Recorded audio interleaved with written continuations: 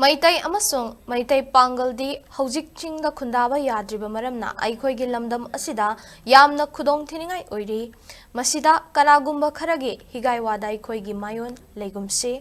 Aikoi Nungshina Chatpa Mathou Tare haina PDA ge chairman su oiriba Kairao AC ge MLA L Rameshwor na phongdorakli Wafamasi Youth Guidance Club YGC Kairao Macting Mayai Leikai ge Nauna Saba Sanglen Hongnabi Matung Inangasi Sangaduna Miamda Kutsinabagi Tauramda MLA L Rameshwor Maitai na phongdokibani MLA na makata na haikibada Hojiki Matamasida Huran chinthi loot-paat amadi gengi thabak kaya chatharakpa maramna leikai-leikai gi club sing yamna lingna Leiba Mathou Tare tongan balup singdagi demand gumba laklabadi miyamna su lotchinbiganu club singda natraga police station singda pau piduna aikoi punna thengnaminasi haiki Handak selga mari leinana tongan ba mafam anida thokiba thaudok singadu yamna thamoi shokna nungaite asigumba huran chinthi ge fataba thabak sing thoktanaba mayai kaba nisha yonba sing thengnaminaba amadi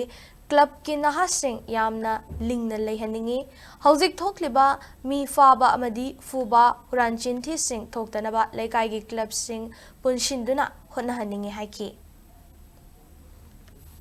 Leikai-leikai club sungje am linga Mathou Tare hajik liba Huran chinthi gen gi thok subai kata punina ba aduna aina imai ke nahla majin hajin ba kari gumba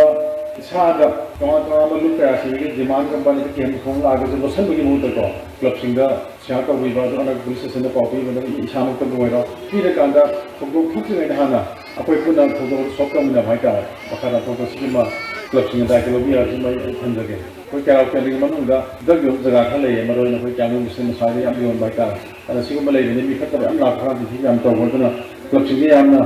active boy le ni bhai ta maroi na ha sing ha ta Maitai amadi Panghangi lamje asumati kieba tab deli hakadane betara khoje yam musina lebum changel sida kanagum kharge higai wa haje khunda koi masen musen tabsima thadoksi tapaka lamdamu hajaga do koi yam musina chapama Mathou Tare harjima nising jabane